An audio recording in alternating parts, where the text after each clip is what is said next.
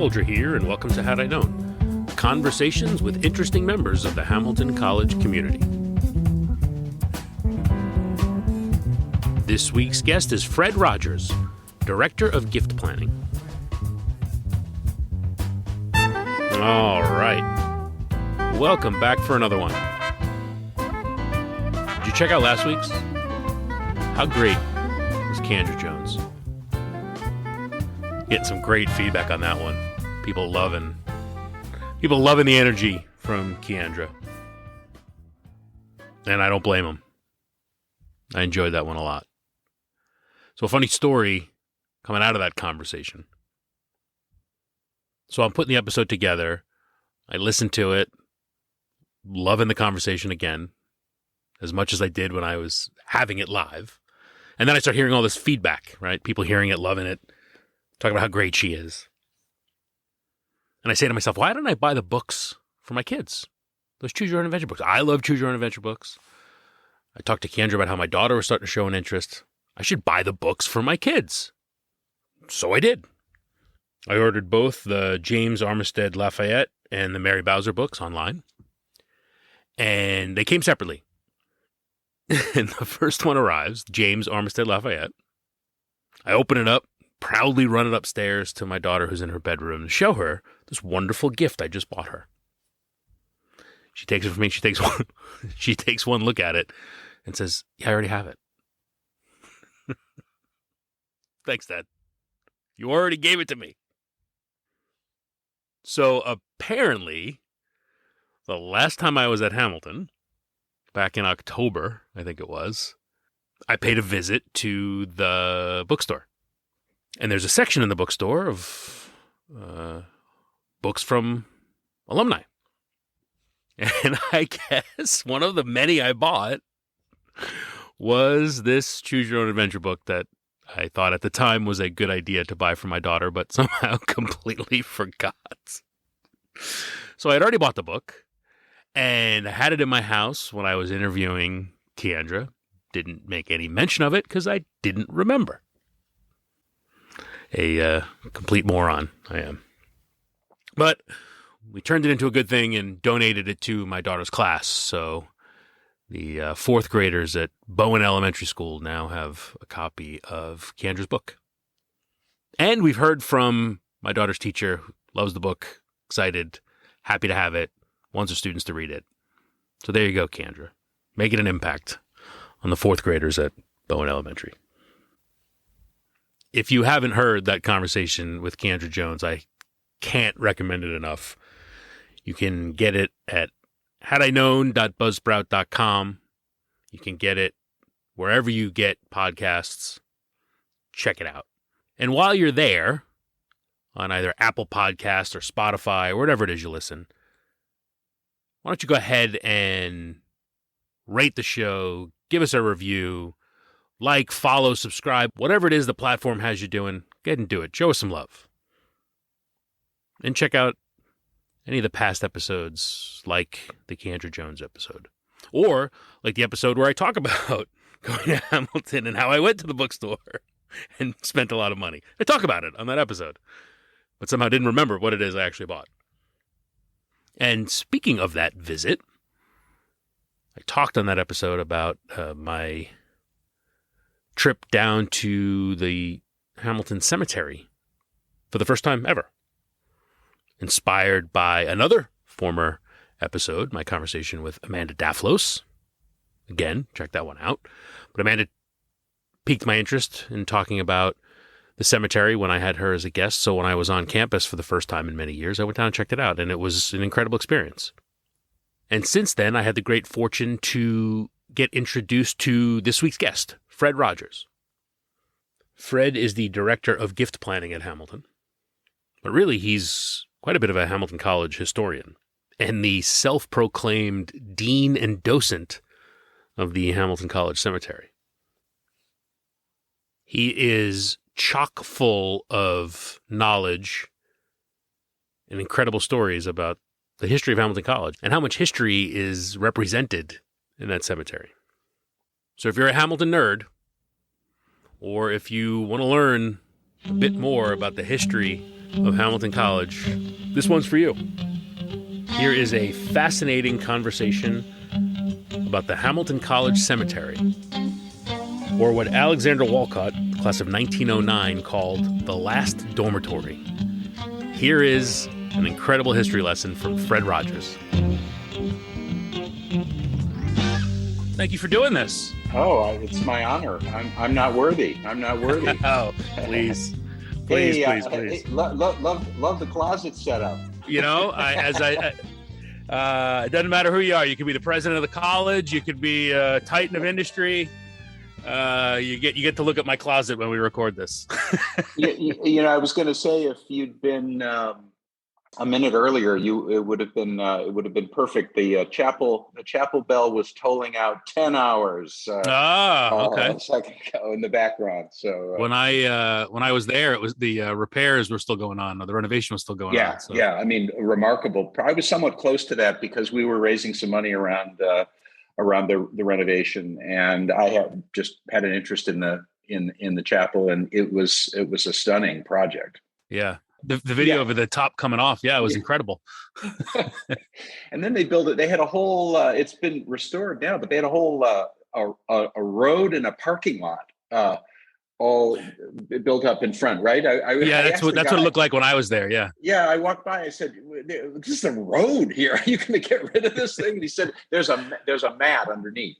And they were able to pull it all up, and they've got some grass planting to do, but. They'll get it. It'll be fine for reunion. That's interesting. Yeah, when I was last up on campus when that was going on and saw exactly what you're talking about, it was before and after my first ever excursion down to the cemetery. First ever. You're not alone.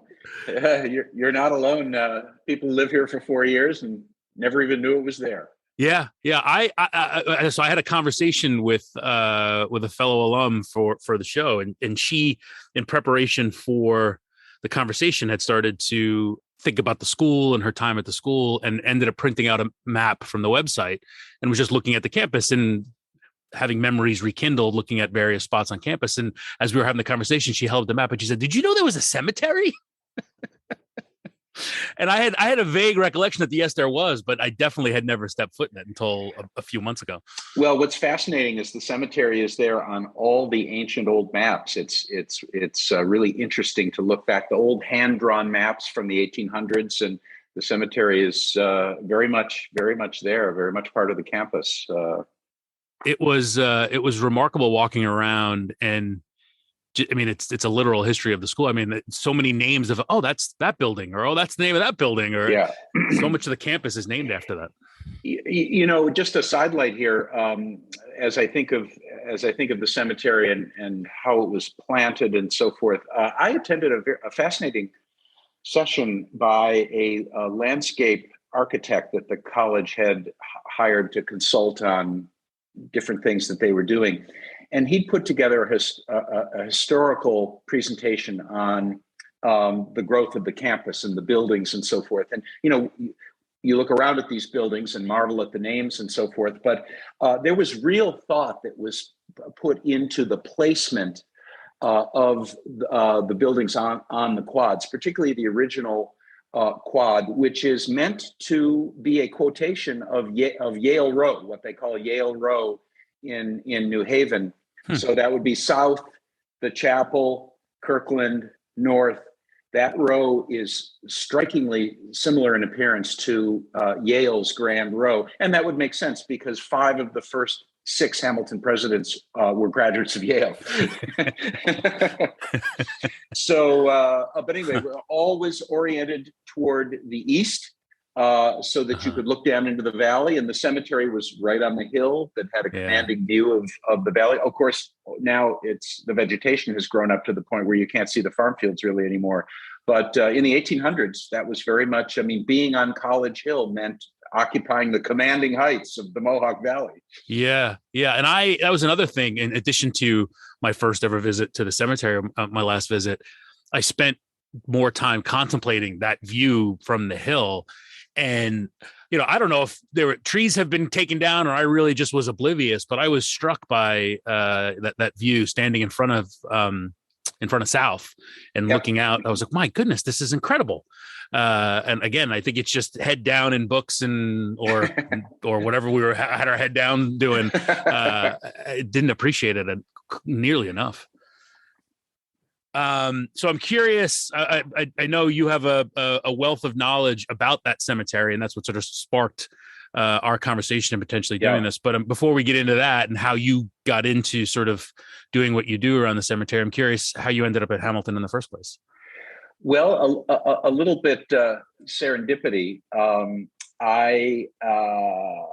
So I began my career in development in Central New York, and met my wife met and married my wife at Hobart and William Smith Colleges in Geneva, right in the heart of the Finger Lakes. Another beautiful campus.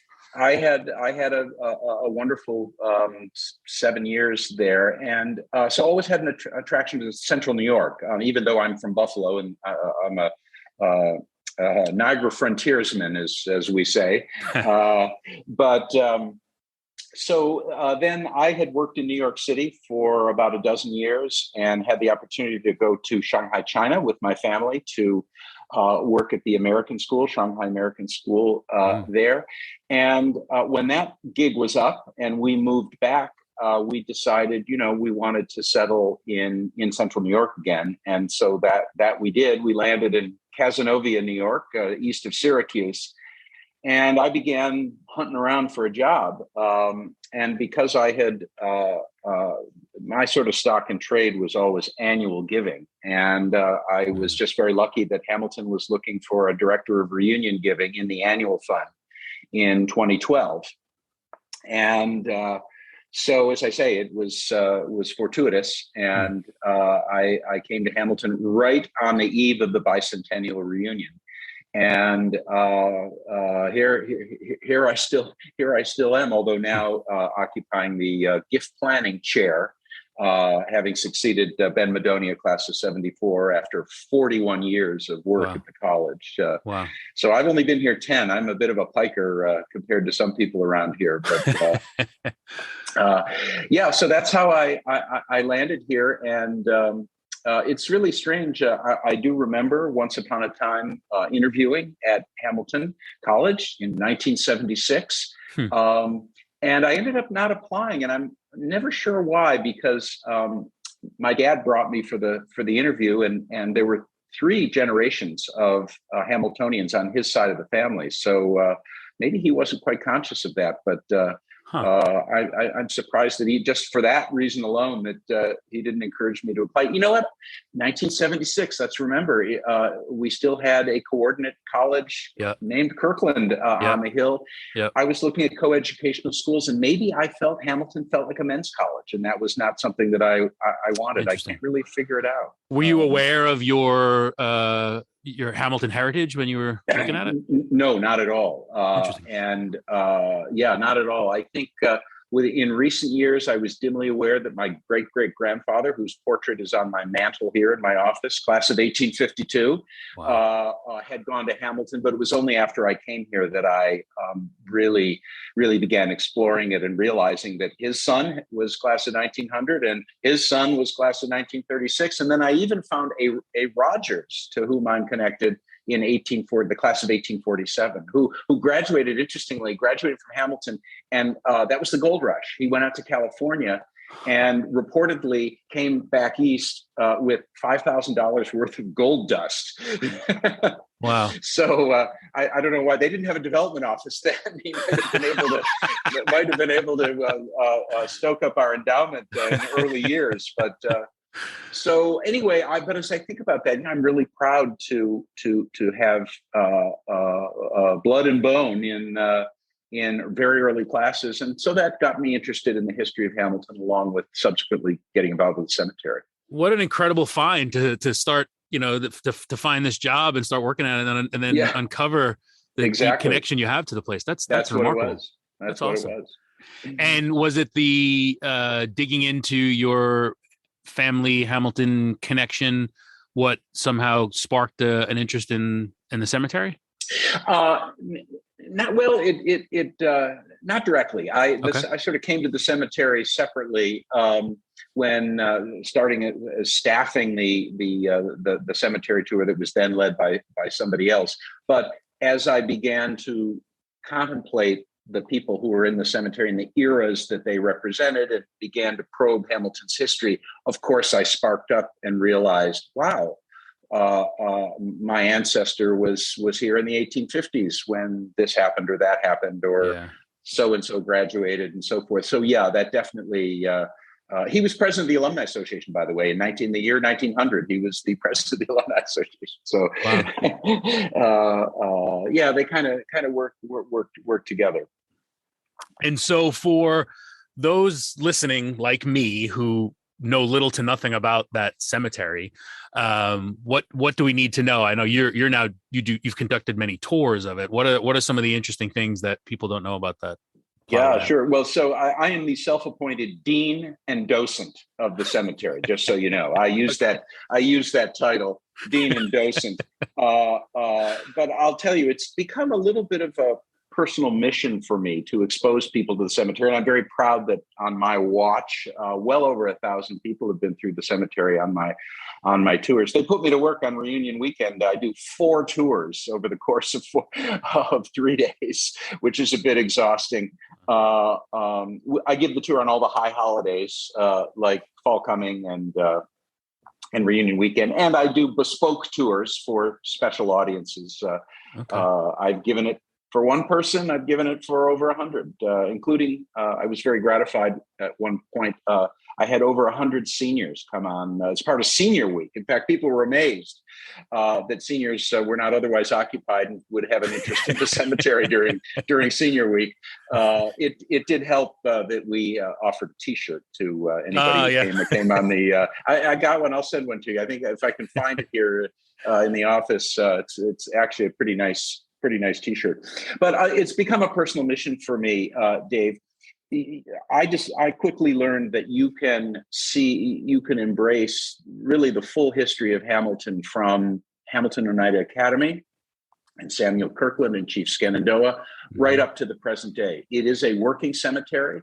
We've had several recent burials, so this is not a historical artifact, although there are many artifacts in the cemetery, but it is a working cemetery. And in fact, the most recent burial was Joanne Shenandoah, the musician, the very well-known musician, Grammy Award-winning musician, who is a descendant of Chief Shenandoah, or Oscanandanha, as I like to say it in the Oneida language. Yes, so she is the most recent burial just last week, Joanne Shenandoah. But we've had a president, Martin Caravano, known to many of our listeners, was fairly recently buried there. Joe Anderson, the legendary Joe Anderson from the Advancement Office, then Communications and Development, C&D, and his wife, Molly. Sam Pellman, beloved professor of music, Sam Pellman, very tragically, a tragic situation, but we are happy to have him with quite a grand monument in our cemetery with a bench. The only bench in the cemetery is Sam Pellman, so it's worth sitting a spell in the cemetery and contemplating his good work. Bob Simon, philosophy professor. So many recent burials, as well as a lot of legends. So it was the fact that you could, if you're willing to take the time, that you could really probe the history of the college from its very earliest days on forward. People should know that the cemetery dates from 1820, very early in the Hamilton's history. Imagine, we were chartered in 1812, and 8 years later, the trustees had the confidence in Hamilton College that this is going to be a place that will endure, and it will have people worthy of burial on this hilltop hard by the college campus. Now, perhaps there's a sort of a funny story. Incidentally, I think the first actual burials began in the 1830s. My indications are that it wasn't right away that people started being buried there, because there was a very active village cemetery down the hill. Mhm. And that's where, for example, our early presidents were first buried and then were exhumed and brought up to the hill later in the 1850s in Oh, some cases. But the most interesting. interesting story there is Samuel Kirkland and Shenandoah were originally buried down on Harding Farm on Harding Road. Folks should know that the Harding Farm house was Samuel Kirkland's house, quite a grand house for a missionary, a Presbyterian missionary in the wilderness of the Mohawk Valley. But he built that for himself, and he was buried there along with Chief Shenandoah, who his great friend and aide during the Revolutionary War. And Shenandoah always expressed the desire to be buried next to his great friend and missionizer, the one who converted him to Christianity, so that at the Great Resurrection he might cling to the hem of Samuel Kirkland's clothing as they were lifted up into heaven. So they were both down there, and it wasn't until 1856 that they were exhumed and brought up to the college cemetery. So with respect to that delay, so Martin Caravano, aforementioned, had a brother who was an attorney, and he used to comment on the slow-footedness of our board of trustees. And he used to joke that if the world ever comes to an end, get yourself to Clinton, New York, because it'll happen 2 weeks later. And so no better example than that, than to start a cemetery in 1820, but not to bring your college namesake and his best friend up to the hill until 36 years later. And in between those that before they moved the college namesakes up, who were the first people to be buried there? Just alums or mostly professors and trustees from that. Got it. I could look in the register that I've compiled to look at the burial dates, but and faculty for sure, early faculty members for sure. But even Henry Davis, our second president, was buried in the cemetery. He didn't start out in the village. But Azel Backus House fame. Yeah. Our first and fattest president, as I like to say. Dave, he had a special sleigh and carriage designed for him because he was so corpulent that he needed a little wider opening to get in and out of his means of conveyance. But he started down in the village, then they brought him up.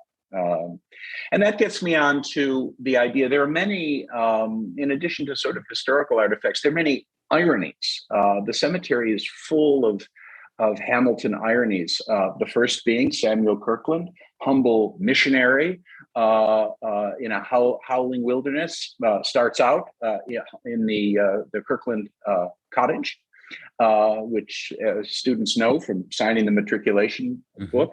But he was granted some 3,000 acres of land after the Revolutionary War, as was very common for President George Washington, made those grants out of recognition for service to the colonial cause. And Kirkland got 3,000 acres of land. He sold a lot of that, and he became a landed gentleman by the end of his life, and of course had the wherewithal to build that quite fine house now on Harding Road. So that's one.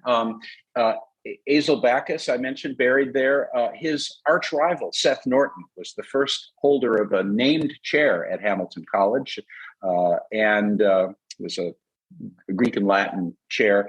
And Seth Norton wanted to be president. He had grand designs on becoming president. And as Backus was aware of this, Backus said, he is intriguing for my shoes. Backus said of Seth Norton, intriguing for my shoes. He wants to be president. And so they were kind of arch rivals. And Norton got his chance when Backus died untimely after only 4 years of service. So Seth Norton did get to be acting president before they hired Henry Davis. But the two of them were brought up and buried next to each other in the cemetery. The stones are right next to each other, and that is not something either of them would have wanted. So continuing the battle into the afterlife, huh? Exactly. The ironies abound. Henry Davis, I mentioned. If I said that Backus was our first and fattest president, Davis was our strongest but strangest president. He was reviled by faculty and trustees alike. I think even students. He had a snuff habit and would patrol the student residences at night to make sure that we're talking the 18 teens and forward up to about 1832. And when he resigned, but he would patrol the student residences to make sure that academic diligence was being observed. But he had this horrible snuff habit where he could be heard blowing his nose from yards away, so students would know to hit the books when he was coming. But so he resigned in 1832 and then promptly published a book called A Narrative of the History and Decline of Hamilton College, where he vented his spleen about everything that was wrong with the college. So he didn't die until, I want to say 1856, but he exercised his right to sit in board meetings and make his opinions known, even though he was out of office. But around about 1829, Dave, Hamilton College was about to go down the toilet. There were 9 students left, 1 tutor, and the president. And he kept his hand on the tiller and pulled us through. Some say that we were in that condition because he overspent on some of the early buildings of the campus, which are some of which are with us today. The chapel being the most noted, went up during his tenure. The original South Hall, which was called Hamilton Hall, that's been replaced. The one we all know today is the second version of that residence. But when North Hall was built, then called Dexter, that lay only partially built for years because the college didn't have the money to finish it. So Davis was accused of being perhaps grandiose in his building plans for the college. And around about 1829, things were in a very bad way. But he had a spine of steel and pulled us through. So we owe to him, I think, the continuance of Hamilton College, because we might have disappeared like a puff of smoke, like so many other colleges of that era. And so here we are today. His stone is pockmarked, and I like to imagine that some discontented faculty or trustees took their slingshots to it at one point in history. He was not a popular guy. Interesting. One of the things I noticed when I was down there is there's one section that I don't know if it was columns, but it seemed like it was an old facade from a building foreground. So it was a literal cemetery for some of the old buildings as well. Yeah, well, it's a good way to put it. That you're referring to the Truax Memorial. And that refers, those pillars, those ionic pillars, came from the old Truax Hall, which used to sit, Truax Hall of Philosophy, to give it a full name, the Truax Hall of Philosophy, that stood where Burke Library now sits. Sadly, at least in my view, I thought it was a gorgeous old college pile of rocks, but it was falling apart by 1971 when the college decided it needed a new library. And I'm told, I love to quiz people who had classes in there, and I'm told that the floors were uneven and creaky, and that it probably was on its last legs. It was given by a magnificently named trustee and alumnus of the college, Chauncey Schaffer Truax, class of 1875, who, I note, also paid for the small addition to the back of the chapel. Where the Palladian window is at the back of the chapel as you look toward the podium, the stage. That I call it the caboose. That was a caboose that he paid for, and there's a stone plaque. If you look carefully on the chapel, back of the chapel, there's a plaque commemorating Chauncey Schaffer Truax, a New York City attorney, hailed from Vernon, New York. like so many of our great early alumni, and so gave many benefactions to the college. But perhaps more notably, Dave, was his son, also magnificently named Ravo Hawley Truax. These are some good names. Yeah, Ravo Hawley Truax, a class of 1909. He is responsible for Hamilton's honor code. That you all signed and students continue to sign. We believe that Hawley Truax was the first official term abroad at Hamilton College in 1908, 1909. He studied for a full semester in Paris, France, and on his way back on a steamship, he fell into company with some Princetonians who were boasting of their honor code at Princeton University. So Hawley took note of it, went back to his stateroom on the steamship and wrote one up for Hamilton College, came back to the Hill, presented it to the dean, and with, I think, only a comma moved. That is the honor code that we have today, written by Hawley Truax, class of 1909. And so that's his contribution to the college. He also was one of the three Hamiltonians involved in the founding and sustaining of the New Yorker magazine. Perhaps a little known story is the connection between three Hamilton graduates and the founding of the New Yorker magazine. Alexander Woolcott, also class of 1909, who was early on the editorial board and a longtime columnist and the kind of nemesis of the founding editor, Harold Ross. Hawley Truax worked at the magazine almost his entire career, as it turned out. He was kind of a chief operating officer for the magazine, and he helped to keep the peace between Alexander Woolcott and Harold Ross. And then there is Lloyd Paul Stryker. Now that should be a familiar name, son of Melanchthon, again, a gorgeously named president, our ninth president, Melanchthon Woolsey Stryker, class of 1872, native of Vernon, New York. His son, Lloyd Paul, class of 1906, had a full-time job as a litigator.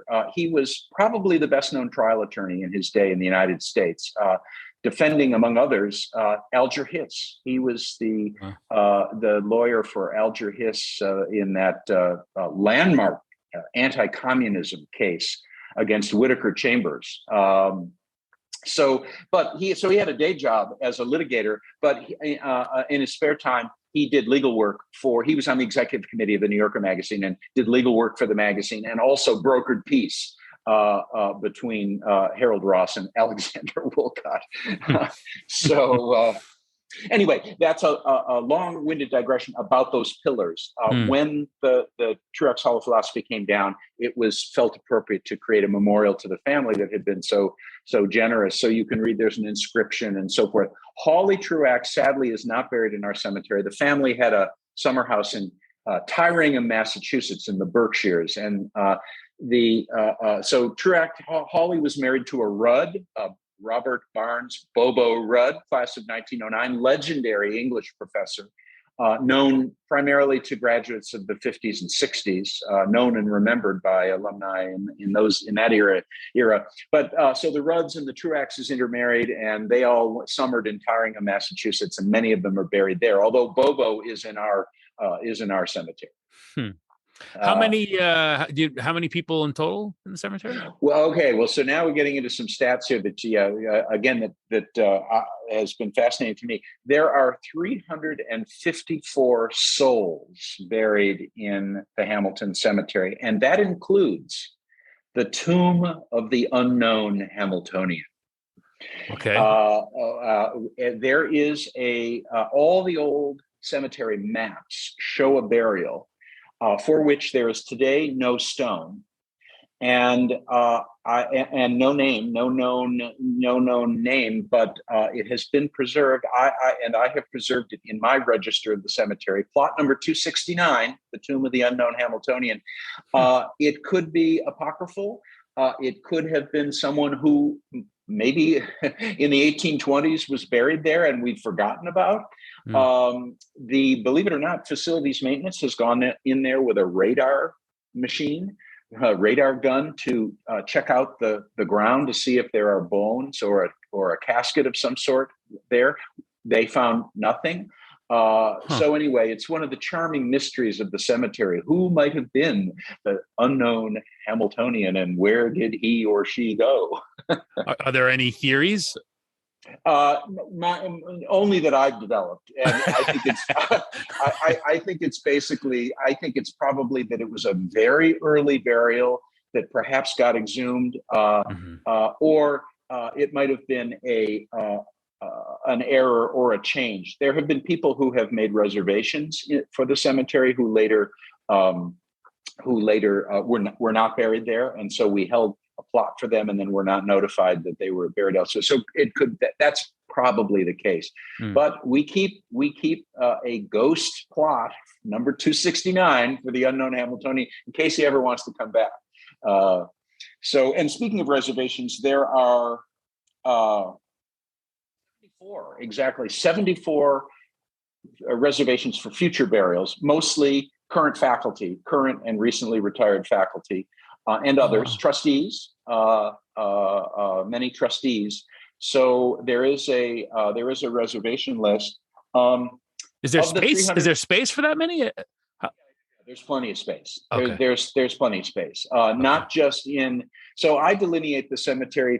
If you can picture it, there is a cemetery road. So there's a circle, and inside that is the oldest part of the cemetery. Some of the earliest burials are there. I call it the Holy of Holies, to be buried inside the cemetery road would be the Holy of Holies. And then there's the Court of the Gentiles, which is the outside the road. And there's even more room out there. Joanne Shenandoah, incidentally, whom I mentioned, is buried inside the cemetery road, but in what we call the new section, where most of the new burials are, like Martin Caravano, are going into that. It would be toward the north and east of the cemetery inside the road. Is that where Professor Simon? He's sort of in the central part of. He's not far from Sidney Werdimer and Dean Tolles, and if you remember, there's a stump. There's a class stone carved to look like a tree stump. That's right there, right next to Clark Minor of Minor Theater fame, former board chair. He is there. So yeah, Bob Simon is more in the central part of the Holy of Holies. But just some numbers for interest: 86 faculty members, and some of these are duplicative, but 86 faculty members, 96 alumni, 12 students. And by the early terms of the cemetery, the trustee motion in 1820 specifically named students as eligible to be buried there. There are regulations. Even your humble tour guide, as I like to say, is not eligible to be buried in the college cemetery. But students are, and there are 12 of them. The last two were buried in 1964. There's been no students since 1964, but they are eligible. Is it students, alumni, and faculty, or is that the? The current regulations are the original language is the officers of Hamilton College, which was meant to be the president and the faculty, it's since been amended. The trustees over the years, I've seen there've been a couple of amendments to that over the years, which I've seen. And the current regulations are essentially presidents, trustees, faculty of 7 years standing, and students, should there be any. But no family members, by and large. The trustees have not wanted the cemetery to become a family cemetery, even though there are some small family gatherings, so to speak, there. That's by exception only. So it would really be spouses, spouses only, and that's why Joanne Shenandoah needed a special exemption from the president, because she's a family member, a distant family member of Chief Shenandoah, but not a spouse. And so we had to make an exception in her case. And exceptions do get made, but I like to say that the trustees meet in robes by candlelight in the trustee room on the second floor of Buttrick to vote on who gets in. It's not quite like that, but there is a process. There is a process. And as I say, not just anyone can get in. It's so funny you say that. I've had a few trustees on this show, and I've confessed to them that that's my view of when I think about the trustees. I envision robes as well. So. and candles. Absolutely. So we have 7 presidents. And in fact, one of the things I like to tell people on the tour is that I could develop different, and to some degree have different tours. I could do one just on faculty.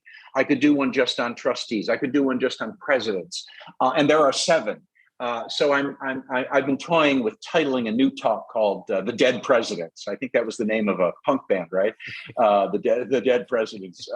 But there are 7 of them, and so there are all kinds of ways of cutting this up.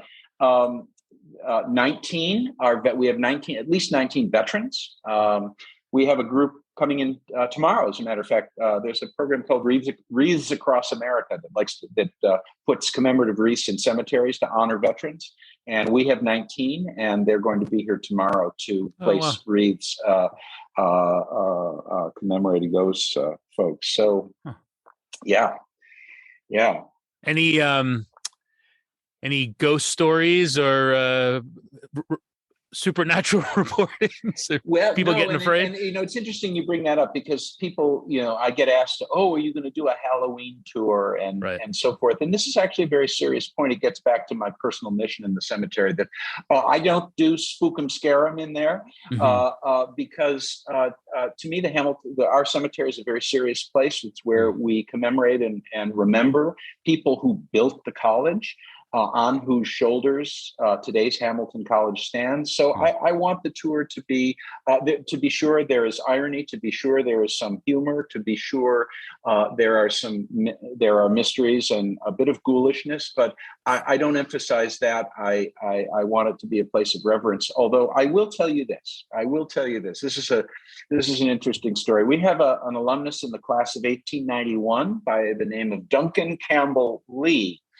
And it's an interesting story because we talk a lot about how Hamilton prepares you to be a speaker and writer, right? Our oral public speaking is something we're very proud of. And Duncan Campbell Lee was a very fine public speaker as an undergraduate, and Cornell University down the road in the 1890s was looking to set up a department of oratory. And where did they look to hire their first professor? A recent graduate of Hamilton College, Duncan Campbell Lee, to set up their public speaking department, which he did, but he was also a journalist, and he got involved with the Ithaca Daily. He was editor of the Ithaca Daily News, and in his spare time began doing muckraking journalism. Along the way, he hired a young Cornell graduate by the name of Frank Gannett, who would later go on to found the Gannett newspaper chain.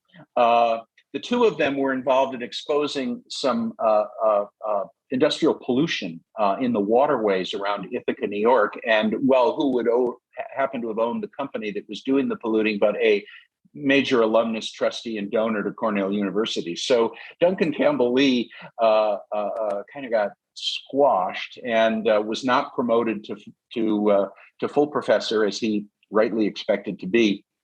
And he attributed to having rankled the board over his muckraking journalism. So what did he do? He betook himself to London, England, trained up as a lawyer, and had an adult career as a lawyer in London, and said, "When I die, I wish that my body be buried in some shady spot in England, but that my heart be buried on College Hill." And so in August 1945, and this is attested in the Alumni Review, in August of 1945, his widow brought his heart to the cemetery, and there it rests under his stone, Duncan Campbell Lee. So that's about the most ghoulish that we get. I find Does that count as one of the souls you mentioned buried? Does the heart count as a soul? Okay, good. Okay. That's yeah. He gets full credit. Okay. He gets full credit for being there. It's funny. I've done a virtual version of the tour, and some students were on it, and I glancingly referred to that story. And the undergraduates, their eyes were, they were really interested in knowing about that. I just like to say, greater love hath no alumnus than to have his or her heart buried on College Hill. That's right. Have you sensed, you mentioned undergrads, have you sensed a change in the general awareness and appreciation of the cemetery in your time there? Or has there sort of, for undergrads, it's about the same level of I wish I could awareness? Say so. I wish I could say so. I was thrilled to the big breakthrough was getting on the senior week schedule. This would have been 2019. And I thought, all right, now, and the next stop is going to be orientation week. And there's actually, this is not just my vanity that wants this. There's the feeling among many of us in the advancement office who deal with our alumni that the current generation of students, and even beyond the current, going back, I dare say even to your era, Dave, went through 4 years here without a proper sense of the history of the college. It's definitely true for me. Yeah. And so I kind of have this idea that the cemetery tour could be a way to try to recapture this sense that there's a reason that there are names on these buildings. There's a reason we have so many named prizes and scholarships that we award at Class and Charter Day, and that many of these people are in our cemetery and are deeply connected to the history of the college. So I thought Senior Week was a great way to send alums off with some bit of that sense and orientation. But then COVID intervened, and so all my grandiose plans for infecting students with a love of the cemetery have been put on hold. Meanwhile, and in many ways, probably creating COVID will create an even greater need for the kind of work you're talking about, because the connection to the school gets hurt even more with the way these students have to, how their college career has been impacted by COVID. Yeah, exactly. I mean, I think we will speak of the COVID generation of alumni many years hence, because although, not unlike we talk about the World War II generation, the World War I generation, there have been other great convulsions in our national history that have affected undergraduate life at Hamilton and everywhere else, the Vietnam War and so forth. So not for the first time, but you're right. It does, it makes it harder for students if they're remote, for example, and to have that appreciation. So that's part of why I do what I do. Well, when you said, there's a reason why these names are on the buildings, that was the thing that hit me most in my time, sort of taking a small little personal tour of the cemetery, was recognizing so many of those names that became, you just took them for granted as just, that was just the name of the building without really understanding who or what that was. So then standing there and looking at their cemetery plot and contemplating that was a real person, with a start date and an end date, and trying to think about their time on the hill there, it put things in a much different perspective and made a different sort of connection to that campus. Yeah. Well, and it's gratifying to me, and a wonderful thing that some of these people who were so influential in the history of the college would choose to rest with us after they die, and it's a very nice thing. And again, I think gets to the idea that of the substance and caliber of Hamilton College. I mean, this is, again, 1820, the vote of confidence that the board had. This is going to be a place that's going to exist for 200 and more years. I think the cemetery is a great emblem of that feeling of confidence that Hamilton is here to stay. Yeah. And it's incredible to hear that. I mean, I was taken by some of the recent names I noticed when I was there, and then to hear that there are still so many reservations to come. I mean, it's remarkable. It says, that connection's still very much there. Yeah. The reservations are interesting. There's a part of the cemetery that I call Reservation Row, where there's a whole lineup of some pretty big names that alumni would be familiar with. Wow. And is there any kind of hierarchy or plan for who goes where, either in the existing or in Reservation Row? Well, I think we do try to accommodate wishes for those who are well and truly qualified to be buried in the cemetery. We work with them to pick an appropriate spot. So really, I think all of the reservations that I know of have been chosen. In fact, we have some reservations that do not have a plot number assigned to them because they haven't gotten around to actually picking a location. But Interesting. we try to accommodate that where possible. Okay. One of the reasons that Joanne Shenandoah is buried away from Chief Shenandoah is that the Oneida Nation considers the area around his marker to be sacred ground, and so that could not be violated by even a distant family member. So that was part of it. Yeah, just again another aspect of the cemetery that's just really, really interesting. That there's that whole connection. In fact, the stone for Shenandoah, or as I like to call him, Oskanandanha, is a new stone. He had the original stone from 1856, or actually earlier when he was buried down at Harding Farm, was replaced because it was weather beaten and illegible, and so a crisply engraved new stone was placed, I want to say in the 1990s, something like that, maybe a little bit, maybe 2003, I don't know. And there was a grand ceremony involving members of the United Nations when that stone was put in. The other grand ceremony was when Samuel Eels, class of 1832, the founder of Alpha Delta Phi, in Kirkland Hall, room number 15, when he was buried in the cemetery after his bones were kept for generations in a box under the floorboards of the goat room in the Alpha Delta Phi house. He was reinterred in the cemetery with a new stone in, I want to say, 1996. And there again was a grand procession. All kinds of fraternity and college dignitaries presided over that reburial. I would say Eels. I mentioned the 9 students that were around in 1829 when Henry Davis kept us going. Samuel Eels was one of those 9. They're known as the Immortal Nine. The Immortal Nine, capital I, capital N, who were students and made it through that very difficult time. So that's another footnote to Samuel Eels' noted career. But founding Alpha Delta Phi reminds us of the very important principles on which the Greek societies were established at Hamilton and elsewhere. They were a positive alternative to a social life situation in the early days of higher education in this country. That there was no dean of students in those days. There was no student activities office, and the fraternities were a way to constructively engage students in off hours and provide them with libraries and academic resources and so forth. So that's all part of the Samuel Eels legend at Hamilton College.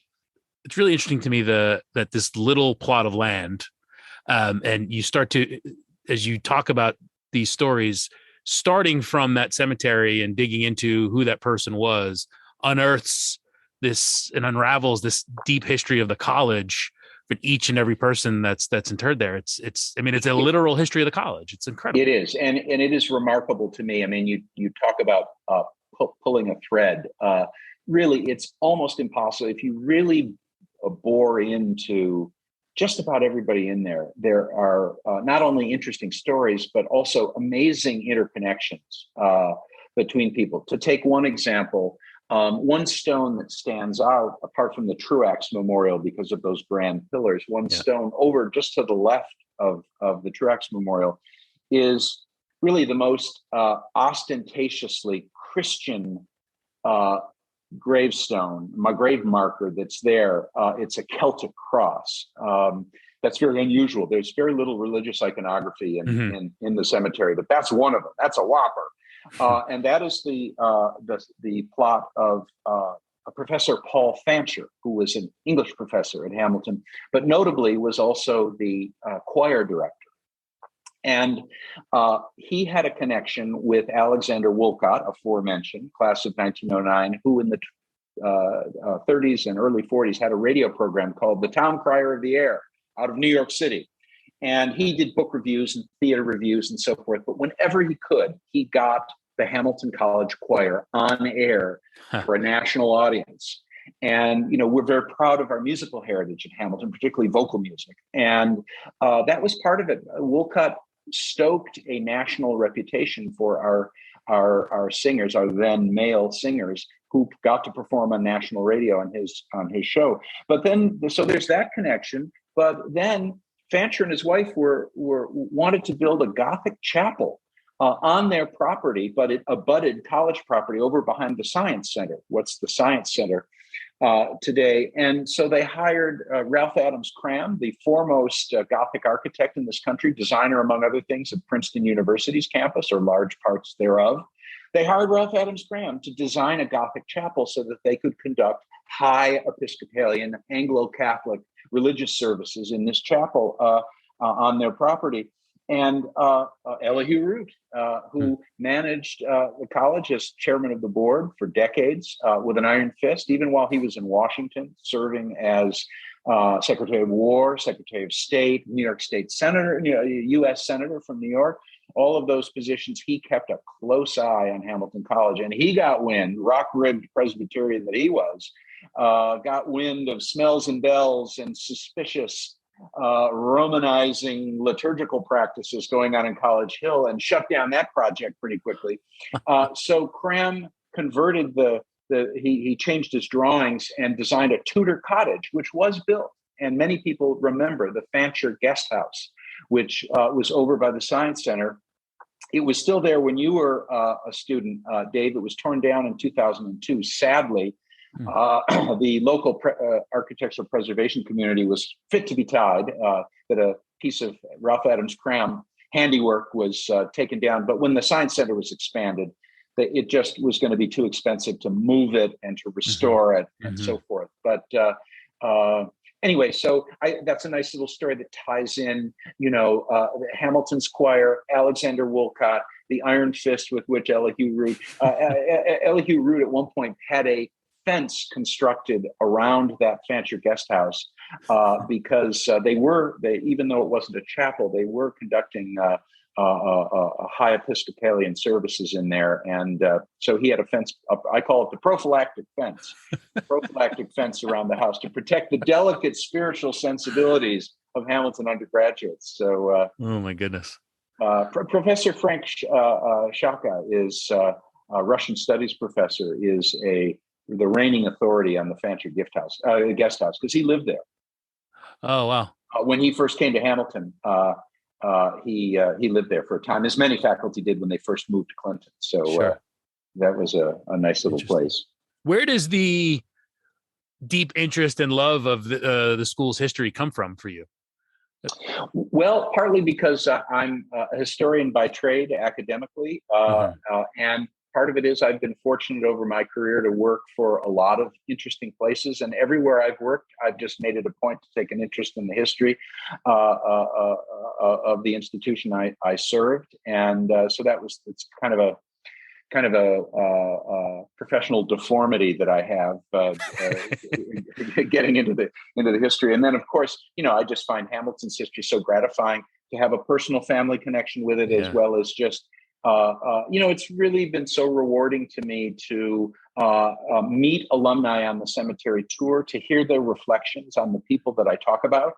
And I'll tell you, every single time, I'm a string gatherer by trade. I'm a string gatherer. And every single time I give the tour, somebody comes up to me afterwards and gives me a fact, an anecdote, a story that I didn't know about before, and that over the years I've tried to incorporate into the tour. So I like to say it's a different tour every time, but I love the end because I end up at the Fancher Stone and that whole story about Elihu Root and so forth, and I always quote William Faulkner, who says, "The past is still with us."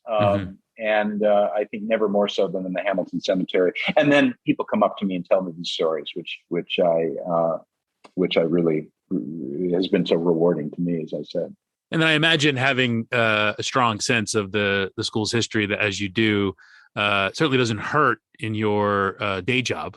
Yeah, absolutely. I've been doing development work for 35 years. And one of the very earliest lessons I learned is that, people don't give primarily for rational reasons. They give for emotional reasons and then justify it or rationalize it later. Right? There needs to be that emotion, that unexplainable emotional spark that makes you want to contribute volunteer service, as you are doing with this marvelous podcast, making financial gifts, other kinds of gifts. There's got to be that emotional connection. You can yell at alums all you want, facts and figures, how the stats, how wonderful Hamilton College is, and all of that is true.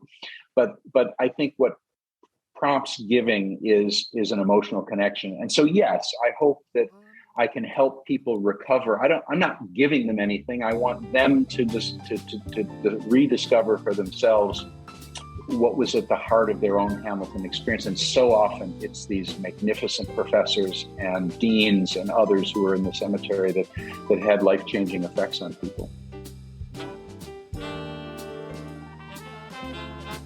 All right, that's Fred Rogers, the self-proclaimed dean and docent of the Hamilton College Cemetery. Did you learn something there? I sure did. And, we said it in the conversation. You start to pull at threads about the people who were buried there, and it just unravels so much history of the school. Hope you enjoyed that one.